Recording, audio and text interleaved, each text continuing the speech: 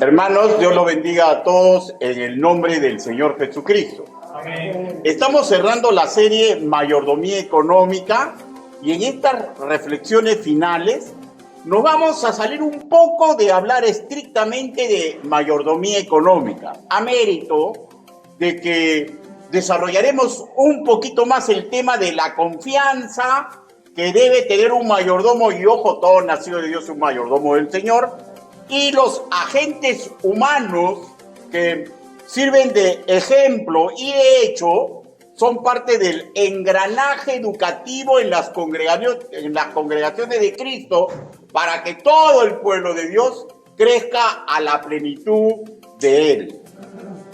Esto es a mérito, hermanos míos, de que reconocemos que para crecer en mayordomía económica y en general en todo tipo de mayordomía, fundamental es crecer en confianza en quien hemos creído. O sea, hablo de tener fe, certeza plena de lo que se espera, la convicción de lo que no vemos, pero sabemos en el plan económico que Dios proveerá. Hebreos capítulo 11, versículo 1. Mediante esta fe o esta confianza, los servidores del Altísimo de los tiempos bíblicos alcanzaron buen testimonio. Hebreos capítulo 11, versículo 1. Esto implica que cumplieron por tener fe, confianza en el Señor en todo nivel, cumplieron un papel magnífico de mayordomía para la gloria y la honra de Dios. Quien tiene mayor interés de la hora por la cual Jesucristo murió en la cruz continúe, es el mismo Hacedor. Y para esto, Él ha creado un edificio educativo para cimentar nuestros convencimientos.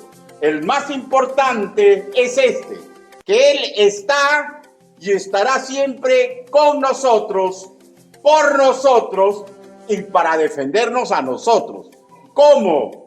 Ayudándonos, fortaleciéndonos, y el punto final nos llevará a que moremos por siempre al final de nuestra vida terrenal a su casa celestial. El objetivo de todo este edificio educativo es que nazca en los nuevos creyentes y que se fortalezca en todos sus hijos nuestra mayordomía y nuestro agradecimiento.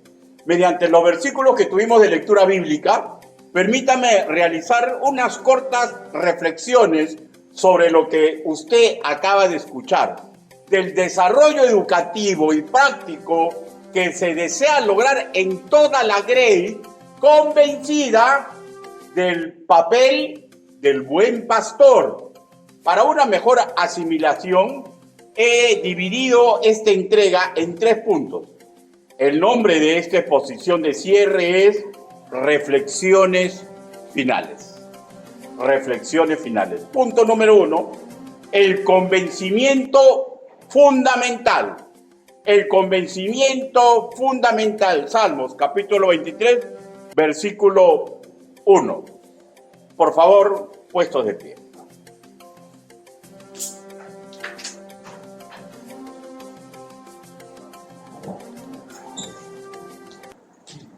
Salmos, capítulo 23, versículo 1. Vamos a leer todo el versículo, ¿ya? Pero en sí vamos a tocar solamente la primera parte. La palabra del Señor dice así: Jehová es mi pastor, nada me faltará. Todos a la voz de 3, por 2 veces consecutivas. 1, 2, 3. Jehová es mi pastor, nada me faltará. Jehová es mi pastor, nada me faltará. Permítame que lo guíe en una oración congregacional. Bendito Padre Celestial, mis hermanos aquí reunidos y todos aquellos que escucharán este mensaje, Señor, saben que no existe ser humano digno de predicar ni enseñar el Evangelio. Señor, pero usted me está dando la oportunidad. Hable, Señor Yahvé. Permita que el mensaje que he preparado para su gloria y su honra Señor, sea aquilatado en los corazones de los que escuchan, Señor. Señor, y que sea espada doble filo para que yo recuerde por siempre, Señor, quién es usted y el trabajo que me encarga, Señor, que algún día hicieron conmigo. Así le pido, así le pedimos, en el nombre bendito del Señor Jesucristo. Amén. Por favor, tomen asiento. Primero, el convencimiento fundamental. En este punto, signifiquemos o subrayemos la primera parte. Jehová es mi pastor. Y mire, le voy a ser muy sincero, ¿ya? Es sumamente difícil para todos nosotros los seres humanos, ¿ya?, aceptar esto.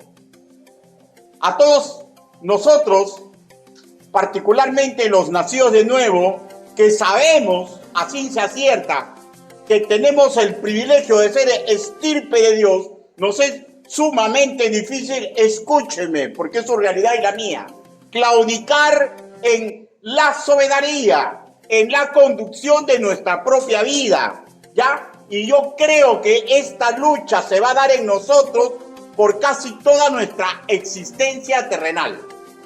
El convencimiento fundamental que debe ser asimilado por nosotros es que el Hacedor es nuestro pastor, con todo lo que implica para ambas partes. No solamente de lo que Él nos puede dar, sino lo que Él reclama que nosotros entreguemos cual ovejas de su prado. Porque Él, hermanos míos, y este convencido tiene que crecer fuertemente en nuestra mente y nuestro corazón, Él está completamente capacitado. Y no solamente, Él desea fervientemente protegernos como lo hace un pastor con sus ovejas. El problema se gesta en la resistencia que nuestro viejo hombre ejecuta, ¿ya? Cuando nos damos cuenta racionalmente que lo que nos está pidiendo es que dependamos de Él y nos encabritamos como potros salvajes, ¿no? Estrictamente lo que pide es que se instale en nuestra mente, en nuestro corazón, el convencimiento, repito, con todo lo que implica, que Jehová es mi pastor. Adam Clarke, cuando trata Salmos capítulo 23, nos habla de dos ricas alegorías que están entrelazadas. Una que habla del pastor, justamente versículo primero en la primera parte, Jehová es mi pastor, en paragón a Dios. Y el resto del capítulo en bloque, él explica que es una rica alegoría de lo que está dispuesto a hacer y puede hacer el Hacedor por nosotros, relacionado a un gran banquete que Él nos quiere entregar. Un gran banquete que Él nos quiere entregar. Promesa que inicia desde el versículo primero en su segunda parte, ya nada me faltará, y que se prolonga hasta el versículo sexto, sintetizado así. Primero, dará ese pastor perfecto, dará todo por su manada, de acuerdo a su capacidad. Y sabemos que es todopoderoso. Segundo, Él es un pastor, y se aquilata con un pastor de ovejas que conduce a su rebaño hacia afuera para que se alimente con seguridad y lo guarde en la noche con el desmedro de su propia comodidad. Tercero, Él vela por nosotros y evita que seamos destruidos por bestias voraces. El demonio está como león rugiente intentando devorarnos. Cuarto, si alguno se está extraviado, Él lo va a hacer volver. Miren, a un verdadero nacido de nuevo, Él lo va a hacer volver. Él lo va a hacer volver. ¿Ya? 5.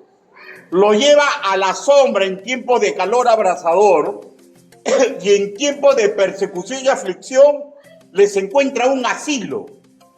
¿Ya?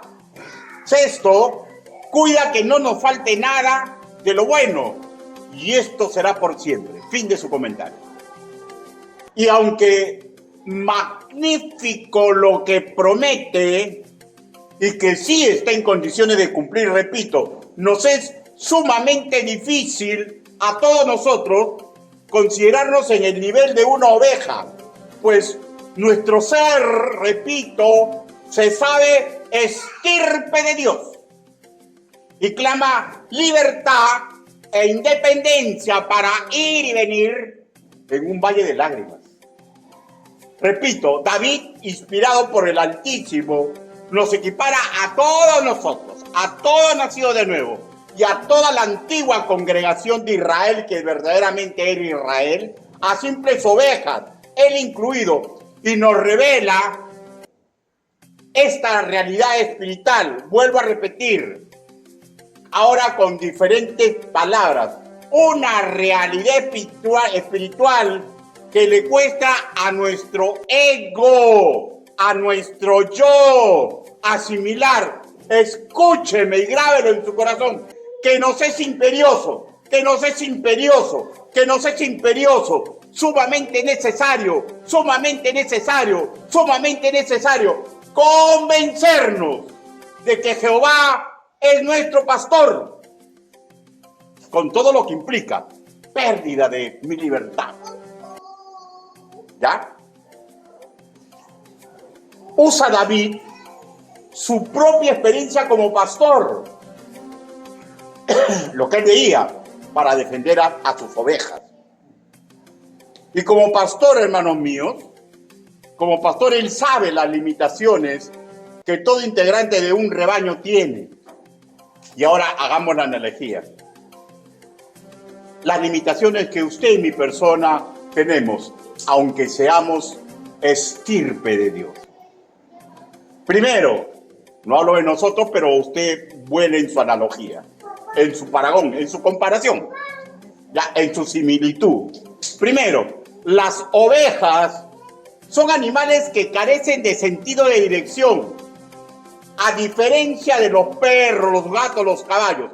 Estos últimos nombrados, cuando se pierden o se separan de su amo, son capaces por su propia capacidad de orientación encontrar el camino de regreso. Da la sensación de que tuvieran incorporado una brújula en su ser, pero ello no ocurre con las ovejas, ¿ya? Y el Señor, mediante revelación, no nos compara con ninguno de estos animales, nos compara con las ovejas, nos compara por las ovejas, ¿ya?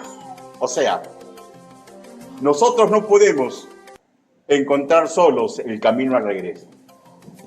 No podemos. Segundo, si bien ellas, las ovejas, tienen una visión panorámica de casi 360 grados, miren, una oveja puede ver incluso lo que está pasando detrás de ella, ¿ya? No exactamente atrás, ¿por qué? Porque tiene los ojos aquí y tiene una visión de 360 grados, ¿ya? O sea, ¿esto qué implica? Que ve muy bien lo que pasa alrededor, incluido ve a un posible depredador, ¿ya? Pero ¿saben dónde está el problema? El problema, y vea la analogía, escúcheme, no importa que usted sea estirpe de Dios, no importa cuánta doctrina se mete en la tutuma, no importa cuántos dones Dios le dé, ni usted, ni yo, ni ninguna oveja está equipada en sí misma para poner resistencia eficaz contra el depredador. ¿Ya? Y es ahí el problema, cuando la oveja decide, porque es estirpe de Dios y todo lo puede hacer, alejarse de él. No podemos oponer resistencia eficaz solos, no podemos. Pero Dios le ha hecho desarrollar a la oveja, mire la analogía, ¿ya? Un sentir sumamente maravilloso y súper valioso para el fin de que sea defendida. Las ovejitas aprenden con el tiempo a reconocer la voz de un pastor, su pastor que las convoca, incluso individualmente a cada una por su nombre. ¿Ya? No reconocen la voz de otro pastor, por más que sea bueno, solamente la de su pastor. Pero hay más. Normalmente las ovejitas no suelen separarse del rebaño, pues encuentran en esa sociabilidad lo que les da tranquilidad y saben que ahí sus compañeras rápidamente reconocen la voz del pastor.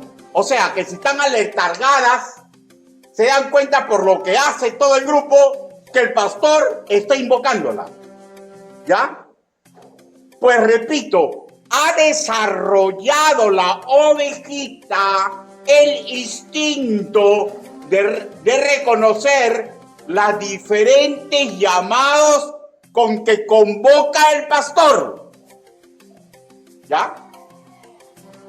Los especialistas en ganado ovino afirman que el escuchar u obedecer la voz del pastor es una virtud que se desarrolla con el paso del tiempo en intimidad con dicho pastor, producto de escucharlo cotidianamente,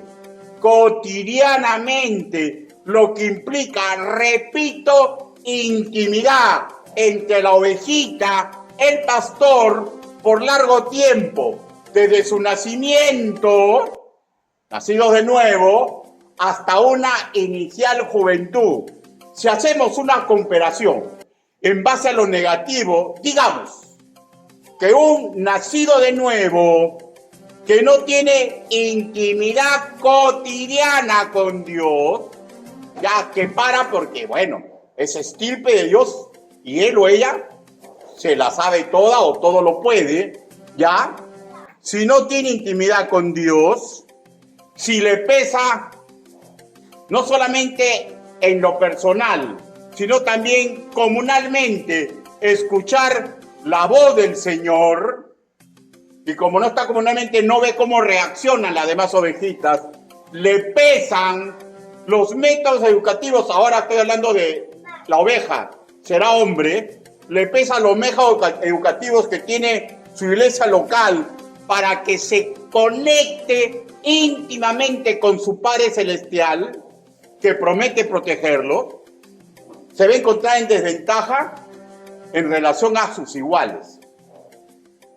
Busque Ezequiel capítulo 34. Ezequiel capítulo 34.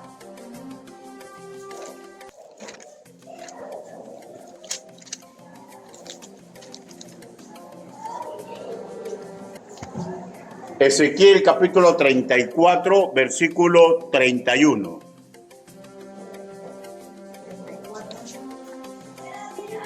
Versículo 31.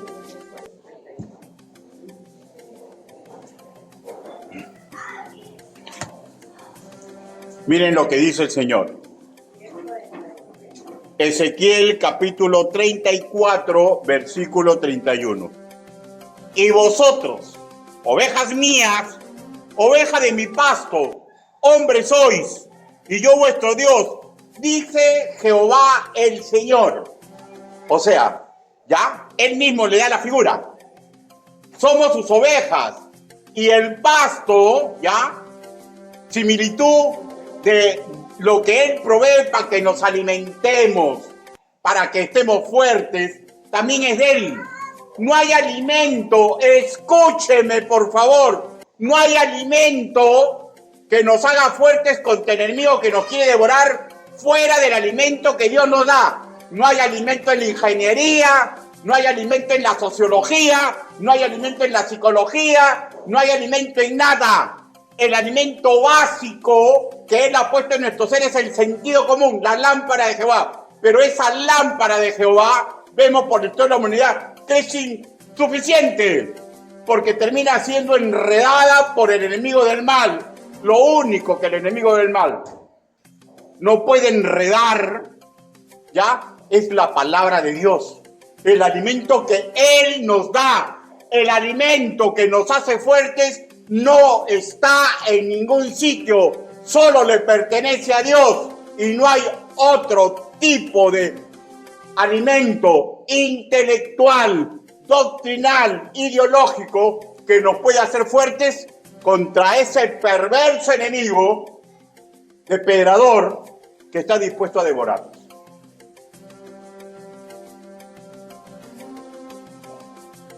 Preguntémonos, ¿cómo podríamos desarrollar intimidad con el Señor? ¿Ya? Si nosotros apagamos la voz del que invoca. Después lo voy a leer, y eso está en 1 Tesalonicenses capítulo 5, versículo 19. Si apagamos la voz del que invoca, si menospreciamos su llamado a obtener pasto fresco. 1 Tesalonicenses capítulo 5, versículo 20. ¿Cómo podríamos retener lo bueno? 1 Tesalonicenses capítulo 5, versículo 21. Si nos desnutrimos por nuestra propia decisión, si hacemos que caiga la valla, la fortaleza que Él forma para nosotros por nuestra propia decisión, ¿cómo podemos ser fuertes? ¿Cómo nos podemos defender? Es imposible. Por eso muchos de nosotros, cuando caen en hoyos profundos, llámese depresión, llámese tentación, llámese que ha caído en el pecado y se arranca los pelos porque dice, ya nunca voy a salir. No encuentran la salida. ¿Y saben por qué? Porque han, por decisión propia, neutralizado el llamado del pastor, que les da la salida perfecta. Primera de Tesalonicenses, capítulo 5, versículo 19. Hay que hacerle caso a esta advertencia. Busque, Primera de Tesalonicenses. Primera de Tesalonicenses.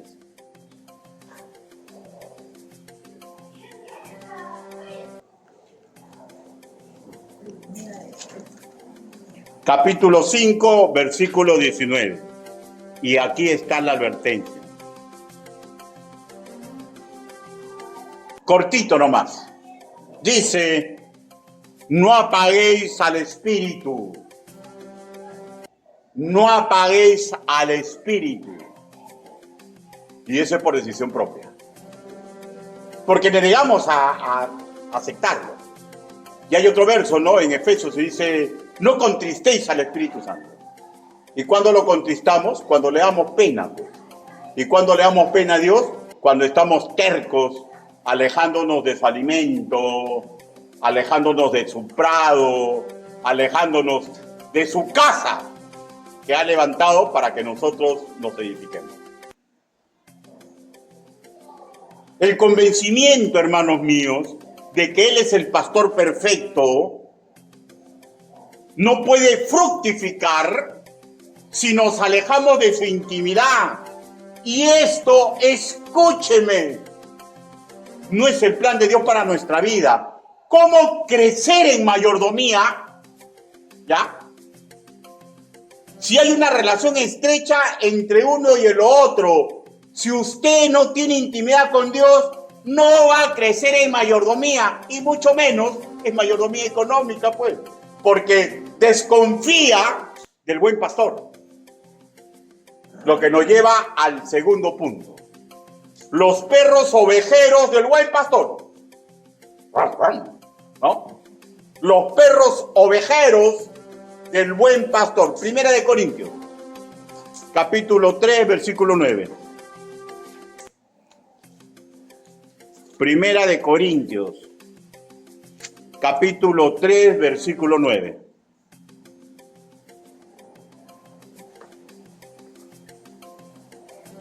Dice la palabra del Señor, porque nosotros somos colaboradores de Dios y vosotros sois labranza de Dios, edificio de Dios.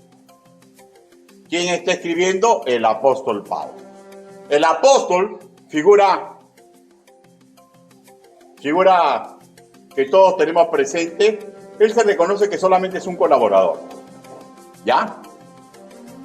Mediante la alegoría de este subtítulo de perro ovejero, me refiero a los agentes humanos en que los nacidos de nuevo, que se supone han crecido en el convencimiento que hemos tratado en el primer punto y como tal han logrado un destino derivado. Se han convertido en colaboradores de Dios, en colaboradores del pastor divino. Estos perros ovejeros corren, gruñen, ladran, atarantan a las ovejas, pero no las muerden, no las dañan, porque trabajan en coordinación con el divino pastor. Estos colaboradores humanos son distinguidos en su propia grey, ¿ya? Y ellos saben que el objetivo es que deben ayudar a cuidar y dar buen ejemplo a los demás. Y todo es un proceso. Y tenemos que aceptar los procesos que Dios los pone. ¿Ya? A ver, de hecho, hermanos míos, estos colaboradores son parte de un engranaje educativo en las congregaciones de Cristo para que la grey en general, labranza, crezca en el edificio de Dios o digamos en la iglesia local donde asiste. Comprendemos que solo existe un pastor perfecto, un maestro perfecto, lo mismo, un ser que es y fue ejemplo perfecto. Y esa es la persona divina que es señalada en el versículo primero, en su primera parte, Jehová, que promete a partir de la segunda parte del versículo primero hasta el sexto, que nada nos va a faltar, que sobre todo nos va a proteger. Y usted lo sabe, yo lo sé, fue capaz de ir a la cruz por mí y por usted, para que crezcamos en todo nivel de mayordomía, para que llevemos la bandera de la gloria de Dios donde pise la planta de nuestros pies. Y todo es un proceso. Pero este convencimiento que Él es mi pastor, que tengo que someterme a Él y que Él me va a entregar todo lo que Él sabe que es perfecto para mí, y hermanos míos, debe calar profundamente en nuestra mente y corazón. Repito, que solo Él es digno y capaz de guiarnos en este valle de lágrimas, lo que implica retener sus instrucciones en nuestra tutuma y tener el convencimiento de ponerlo en obra. Y hemos hablado extensamente de ese tema, ¿no? Y ojo, escúcheme ya, si usted ya se sabe colaborador de Dios. Todos tenemos que superar dudas. Todos tenemos que aprender a manejar afanes. Todos somos atacados con el deseo de ejecutar en lo cotidiano según la antigua manera de pensar. Este grupo selecto de ayudantes, que todavía tiene dudas, ya que todavía tiene afanes, que aún todavía tiene las tentaciones de regresar a su pasado, hay un colaborador que se le reconoce como el pastor principal, pero de hecho trabaja con consiervos que también ya han sido levantados entre su grey para ocupar el diaconado, ministerio, departamentos que existen en su propia iglesia local. Y estos que han sido levantados a su vez tienen sus respectivos equipos de trabajo para ayudar a los que aún solamente son labranza del Señor, para que absorban su ejemplar desempeño. No son perfectos, tienen dudas, tienen afanes, tienen tentaciones, pero han comprendido que son ejemplo para que la labranza, los que están más desprotegidos, que todavía no comprenden la anchura del evangelio, los miren a ellos y como esa ovejita, reacciona porque todo el ganado reacciona, hasta que comprenda a reconocer personalmente la voz del buen pastor. ¿Ya? Y debemos asimilar, hermanos míos, que Dios tiene planes perfectos para enseñarnos lo que debemos hacer y lo que tenemos que deshacer. Y vuelvo a repetir, pastores, maestros con diferentes nombres, ¿ya? Llámese consejeros, llámese maestros de escuela dominical, llámese directores, llámese los equipos de trabajo que han sido convocados y reconocidos por la iglesia. Todos deben de imitar el buen ejemplo del pastor principal, que a su vez imita lo que hicieron los apóstoles. ¿Qué dijo uno de ellos? Imítenme a mí, como yo imito a Cristo. Y ese es el sino, por favor, escuchen y aquilate lo que le voy a decir. Ese es el único sino por el cual vale vivir. Ese es el único sino por el cual vale vivir. Otro sino no me interesa para vivir. Que Dios me quite mi vida.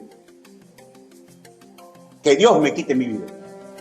No me interesa vivir para otro sino. Eso es lo perfecto. Eso es lo maravilloso. Es lo que debemos de buscar, aunque somos inútiles y nos cuesta, aunque en usted y en mí está el negarlo como nuestro pastor. Pero tenemos que aprender a luchar, porque Dios nunca nos ha pedido un imposible. Nos levanta para que nuestros iguales puedan ver un ejemplo digno de imitar. Y en el aspecto de la mayordomía económica no es diferente. Pues este grupo de obreros debe de ser ejemplo del siguiente convencimiento. Filipenses capítulo 4, versículo 19. Filipenses capítulo 4, versículo 19.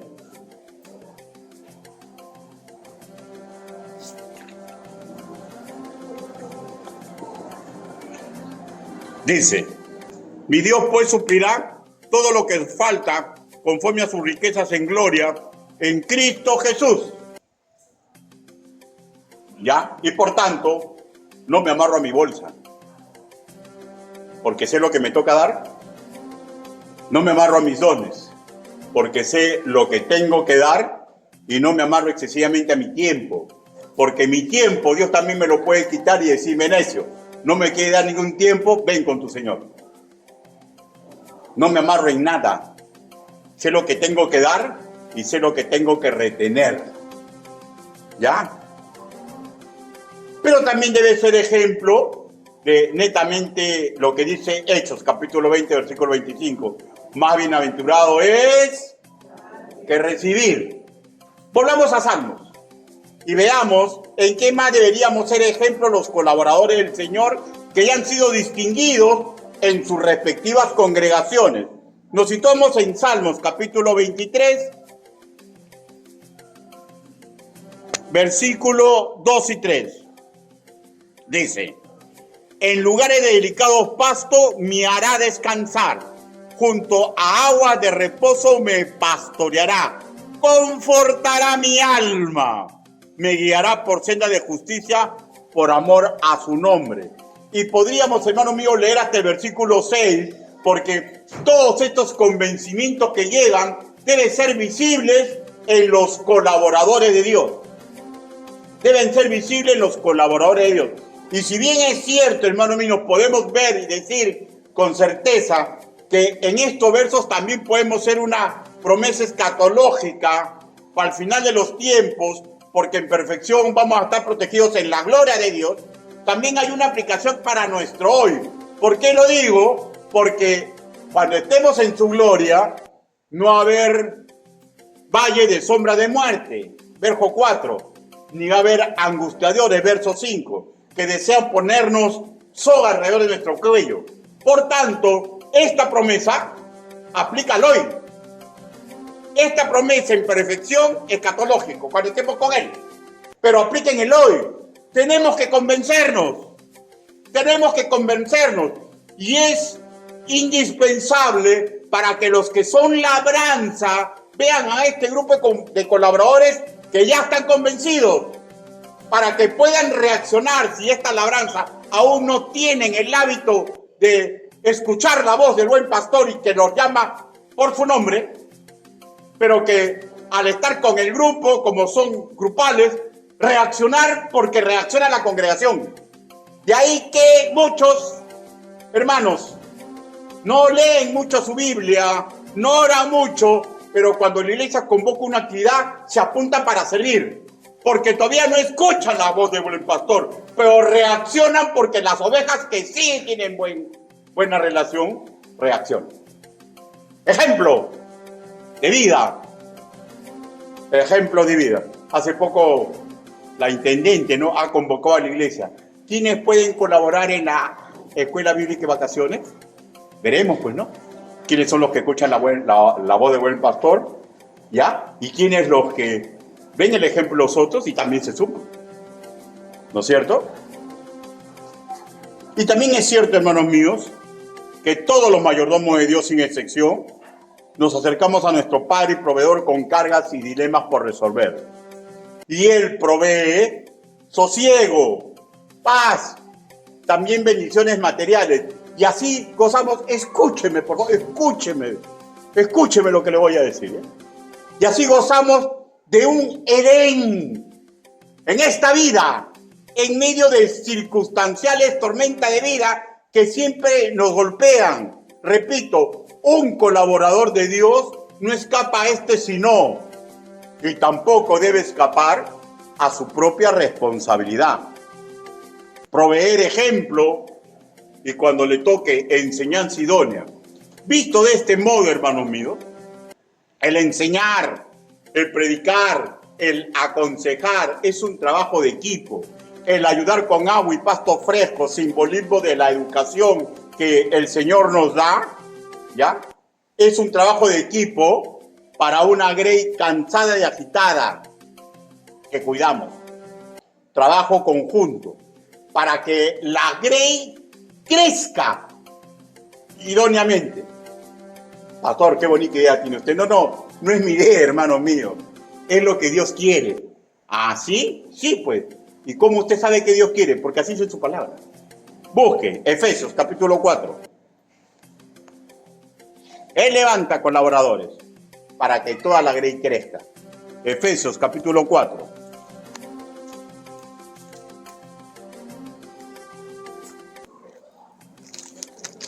Así que usted tiene el privilegio ahorita de ser colaborador. Póngase su armadura, continúe para adelante. Y si usted aún no es todavía colaborador porque todavía es labranza, reúna las condiciones que se necesita y sea colaborador de Dios. Pero no se quede, hermanos míos, ni se vaya. Efesios capítulo 4. Este es el plan de Dios. Dice, 4 versículo 11. Y Él mismo, ¿quién es el mismo? Jesús el Cristo. Y Él mismo constituyó a unos apóstoles, a otros profetas, a otros evangelistas, a otros pastores y maestros, a fin de perfeccionar a los santos, ya, la labranza, para la obra del ministerio, para que dejen de ser labranza y se vuelvan también colaboradores, para la edificación del cuerpo de Cristo, hasta que todos lleguemos a la unidad de la fe y del conocimiento del Hijo de Dios, a un varón perfecto, a medida de la estatura y la plenitud de Cristo, para que ya no seamos niños fluctuantes, llevados por doquier de viento de doctrina, por estratagema de hombres que para engañar emplean con astucia las artimañas del error, de pedradores. ¿Ya? Sino que siguiendo la verdad en amor, crezcamos en todo en aquel que es la cabeza, esto es Cristo, de quien todo el cuerpo, bien concertado y unido entre sí, por todas las coyunturas que se ayuda mutuamente, un equipo, ¿se dan cuenta? Según la actividad propia de cada miembro, recibe su crecimiento para ir edificándose en amor. O sea que los que son labranza, pero son nacidos de nuevo, también forman de este cuerpo y tienen tienen un trabajo. ¿Cuál es su trabajo de los que son labranza? Aceptar ser edificados, discipularse, aceptar los retos educativos que se les ponen y de práctica para que algún día engrosen a los que son colaboradores. Creo que es claro, ¿no, hermanos míos? cada quien debe de aceptar su propia responsabilidad. A propósito, permítanme leer lo que afirmaba un teólogo del siglo XVIII llamado Whittier sobre Dios. Dice él: quita de nuestras almas la tensión y el peso y permite que nuestras vidas ordenadas confiesen la hermosura de tu paz. Y surge un interrogante, ¿no? ¿Cómo se logra esto? ¿Cómo se logra que Dios quite la tensión y el peso con que nos carga la vida, con que nos carga las responsabilidades seculares, con que nos carga las responsabilidades que vamos descubriendo que estamos teniendo como mayordomo de Dios? El mismo salmista da la respuesta. Le voy a leer el Salmo 46, versículo 10, dice así: estad quietos y conoced que yo soy Dios. Estad quietos y reconocer que yo soy Dios. O sea, quita tu activismo. ¿Ya? ¿Cuándo se quita el activismo? Cuando busco intimidad con Dios, pues. ¿Ya? El comentarista MacArthur habla de este versículo que he leído, que es un doble mandamiento, que tiene que ver con la forma de evitar las angustias típicas de nuestra naturaleza, y ojo, ¿ya? Y el afán que viene a nosotros, producto de los problemas que cotidianamente se van acumulando, o en defecto, esto no lo hizo él, sino yo lo estoy expresando, o en defecto, los sueños por cumplir que vamos acumulando. ¿No se da cuenta que usted tiene a veces sueños que son ilusiones, y por esos sueños que son ilusiones no busca intimidad con Dios? Pero también a veces son verdaderos problemas, ¿no? Y por esos problemas tampoco busca intimidad con Dios. Y entre ellos también está el económico. El está quietos es alusión a un acercamiento espiritual con Dios. ¿Cuándo inició este proceso? Diré, cuando fuimos labranza y decidimos colaborar con nuestra propia formación espiritual y doctrinal. Y la repetición continua de este hábito crea virtud. ¿Por qué creen que yo estoy fiel? Discipúlense. ¿Ah? ¿Por qué creen que yo me levanto en las mañanas y busco mi Biblia y leo un pasaje bíblico y intento masticarlo? ¿Por qué? Porque el hábito no es natural. El hábito es una costumbre que el ser inteligente crea al repetir una acción virtuosa que termina siendo para su beneficio. Y él está diciendo que estar quieto es iniciar un proceso de intimidad con él. Pero no quiero estar quieto porque tengo que cocinar. No quiero estar quieto porque tengo que hacer esto. No tengo que estar quieto porque tengo que ir a mi fútbol. No tengo que estar quieto porque... Y los afanes del mundo ahogan la intimidad requerida para crecer en el Señor. Y Él promete que confortará mi alma. Y usted sabe cómo Dios conforta el alma, ¿no? Mediante la oración intercesora, pues. ¿No ha sentido paz en sus angustias y a sus afanes cuando le ora a Dios? ¿No ha sentido? ¿No ha sentido paz en sus angustias y sus temores cuando lee la palabra del Señor y escucha una hermosa promesa? Y Él promete aguas de reposo para que nosotros crezcamos en lo micro, para que yo creciendo pueda ayudar en lo macro. ¿Cuál es lo macro? A la grey en general.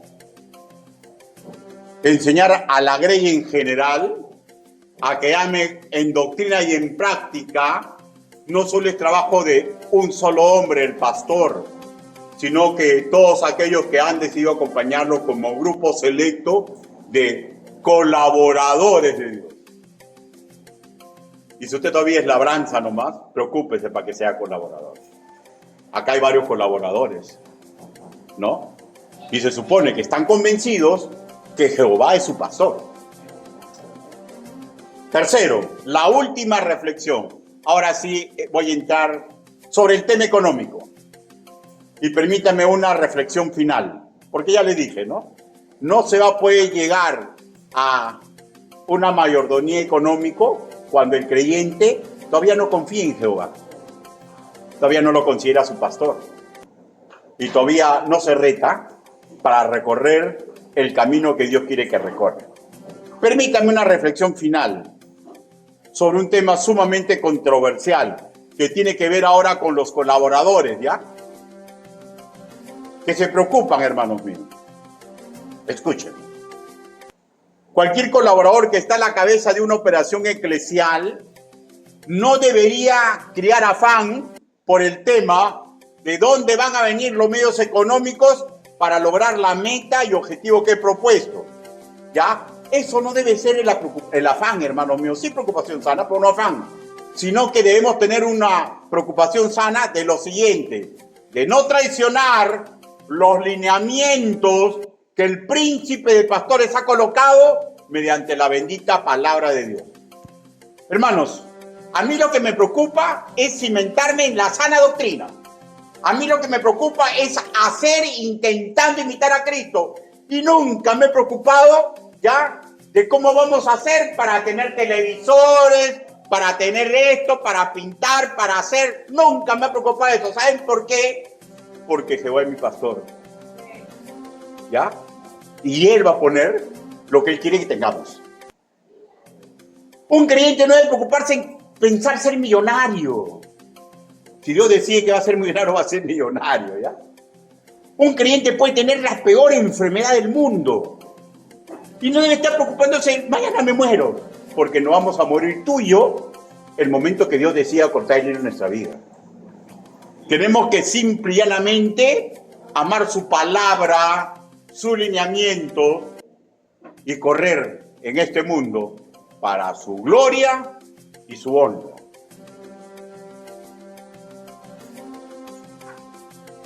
Recuerden hombres de la Biblia, cuyas historias constan ahí, pues, ¿no? Hombres de origen pudiente en lo económico, que abandonaron esa vida sosegada económicamente para sumergirse en el duro trabajo del evangelio, ¿no? Y para muestra dos botones. ¿Recuerdan ustedes el profeta Jeremías? Le predicó a la tribu de Judá, ¿no? Él procedía de una familia sacerdotal y nadie le hizo caso, hasta su humilde familia le dio la espalda. Perdió todo, hermanos míos. Al final terminó deportado a Egipto, si no me equivoco, se lo llevaron allá. Y Pablo, ¿no? Judío entre los judíos, fariseo entre los fariseos. Una gran fortuna, hermano. Una gran fortuna, una familia de abolengo. ¿Y cómo terminó? Haciendo tiendas. Haciendo tiendas. Y teniendo lo que Dios le mandaba, pero eso no era su felicidad. Su felicidad era preocuparse por la gloria y la honra de Dios. Hermanos, cuando aceptamos vivir para Dios, ¿ya?, vamos a perder muchas cosas de los materiales. Pero también puede ser que Dios decida, no, que mi hijo llegue a ser millonario. Porque la vida y la muerte no la decide usted. La riqueza y la pobreza tampoco. Lo que yo decido, ¿saben lo que yo decido? Seguir caminando para la gloria de Dios. Eso es lo que yo decido. Lo demás no lo decido yo. Eso es lo que yo decido. ¿Es fundamental acaso el dinero para el trabajo? No lo creo. Fundamental es que caminemos como Dios quiere que caminemos. Pero los bienes materiales no es cosa secundaria. Porque si fuera cosa secundaria sin importancia, Dios no hubiera, ya les he dado las estadísticas, ¿no?, de todas las enseñanzas que Dios hizo con respecto a lo económico. Pero debemos reflexionar, pues, hermanos míos. Dios no se va a materializar para guiarnos. Dios ya dejó instrucciones precisas de cómo hacer en todo nivel, hasta en lo económico, ¿no? Acá habla de la pesa, ¿no? Acá habla del diezmo, acá habla de las ofrendas, acá habla del dador alegre, acá habla del necio, ¿no? De necio, hoy día vengo y te pediré tu alma, ¿no? ¿Y qué vemos? ¿A qué significa ese necio? Actividades netamente productivas. Pero eso es claro, ¿ya? O sea, no por dedicarse a actividades productivas no es necio, ¿ya? El problema es que el necio, ¿saben por qué es? porque dedica a lo productivo y se olvida de todo lo que es de Dios. Ese es el éxito. ¿Ya? Y acá habla de todo, pues, ¿no? Acá habla de todo, hermano. Y también en el plan de Dios ha puesto hombres y mujeres que sirvan de ejemplo a los demás. Hombres y mujeres imperfectos. Para que en todos nosotros se dé el siguiente proceso que se dio en Pablo, el apóstol Pablo. Sí, el apóstol Pablo. En algún momento fue labranza, en algún niño fue niño, pero él evitó ser adolescente. Ahora, ¿cómo lo sé? 1 Corintios, capítulo 13, versículo 11, se lo voy a leer. Pero búsquelo, 1 Corintios. 1 Corintios, capítulo 13.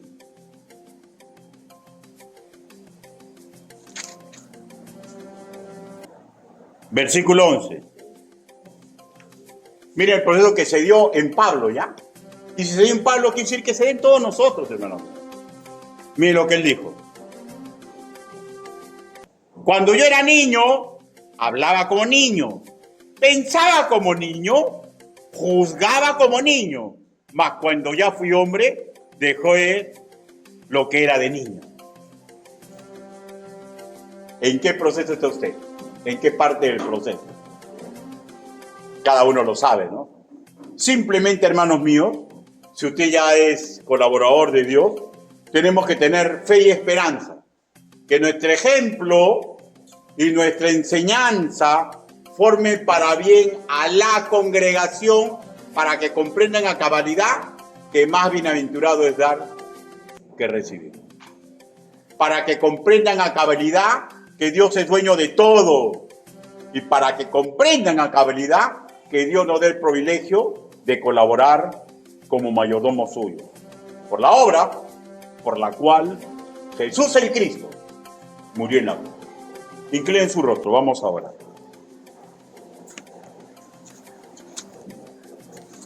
Bendito Padre, su palabra ha sido predicada. Mi Señor bendito y todopoderoso, estamos empezando un nuevo año, con nuevas expectativas como corresponde, con un misionero, con nuevos planes de trabajo, con nuevos requerimientos de tiempo, con nuevos pedidos para que los hermanos entreguen sus dones. Ayúdenos, Padre, en todo nivel, para que nosotros, Señor, reaccionemos como colaboradores. Y los que son labranza, Señor, levanten la oreja y sigan a los que son colaboradores. Todo para su gloria y su honra. Así le pedimos, así le suplicamos, en el nombre bendito, precioso y poderoso del Señor Jesucristo. Amén. Hermanos, Dios nos bendiga.